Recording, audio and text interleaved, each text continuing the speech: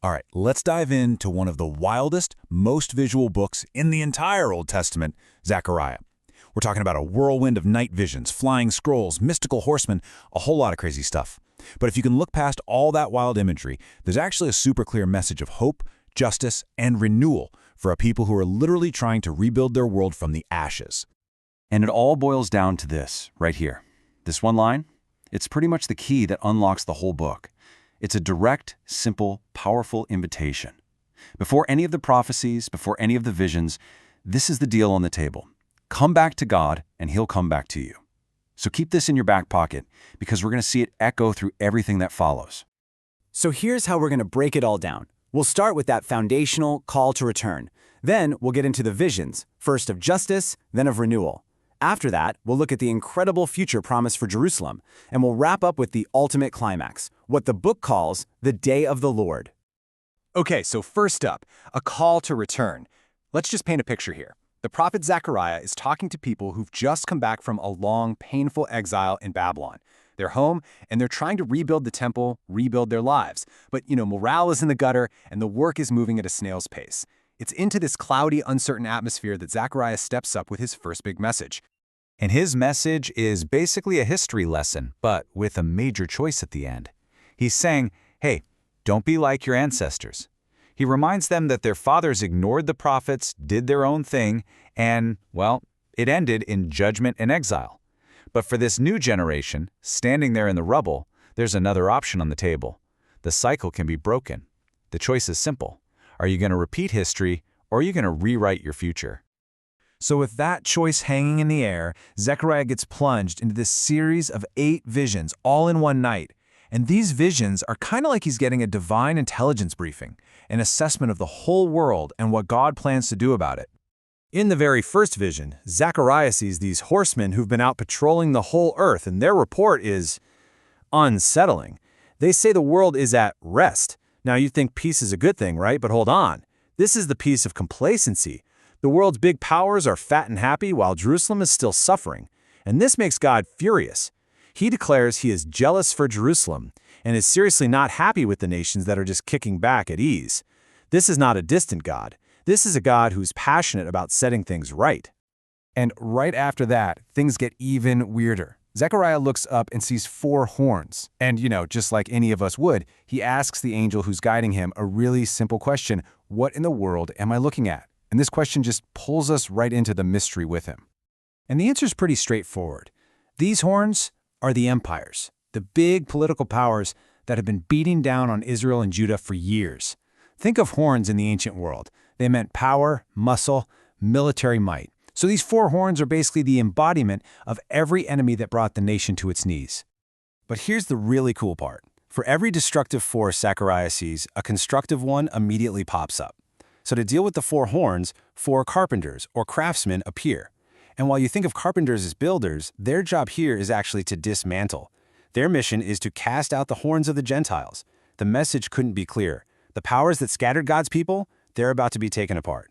Justice is on its way. Okay, so the external threats, the horns, they've been dealt with. Now the visions turn inward. Because, rebuilding a nation isn't just about fighting off enemies. You've got to clean house first.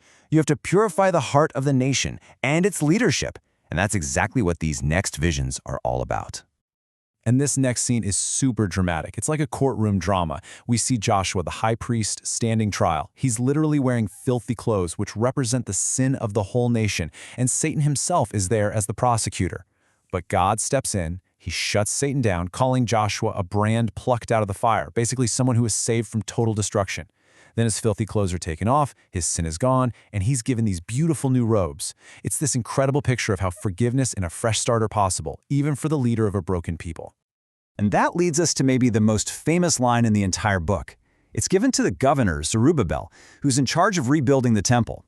He's got this mountain of a task in front of him. And this quote is the answer to the question, how is this even possible? It's not going to happen through human strength or political power. This whole restoration project is going to be a supernatural work, done by the very Spirit of God. So how does this by my Spirit thing actually work? Well, the next vision gives us a perfect picture. There's a golden lampstand, that's the nation, and it's getting a constant supply of oil from 2 olive trees. The angel explains that these two trees are the two anointed ones. That's Joshua the priest we just saw cleansed, and Zerubbabel the governor. It's a beautiful image, right? You've got the religious and the civil leadership working together to channel God's spirit and keep the light of the nation burning bright.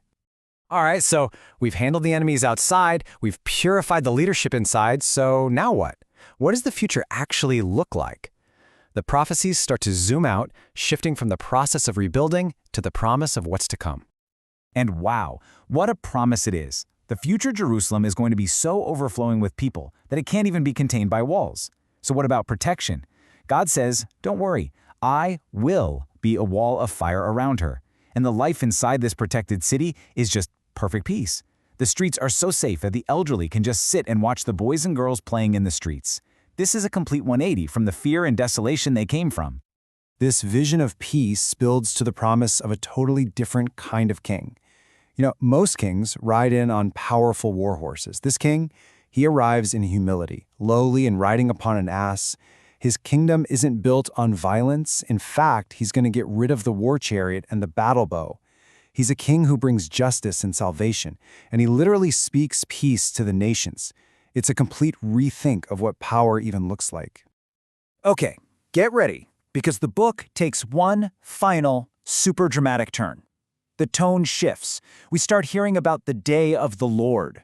We're talking about the end of days, a final, cosmic showdown, where all the conflicts of history come to a head in one last battle for Jerusalem itself.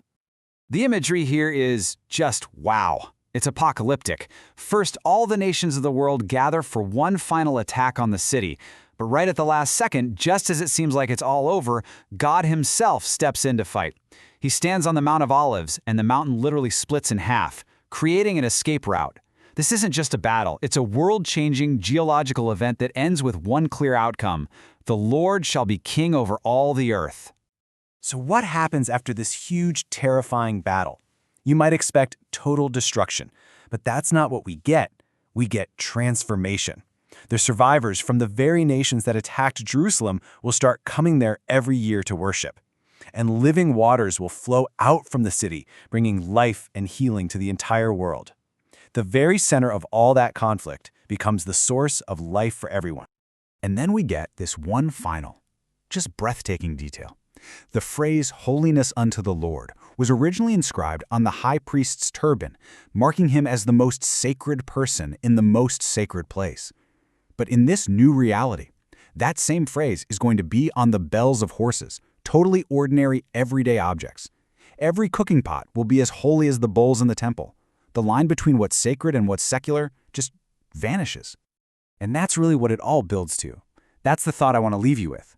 Zechariah's visions start with a simple call to come home from exile, but they expand to imagine a world where everything, from a mountain to a horse's bell, is completely filled with God's presence. So the big question the book leaves us chewing on is this: what does our world really look like when the sacred and the everyday finally become one?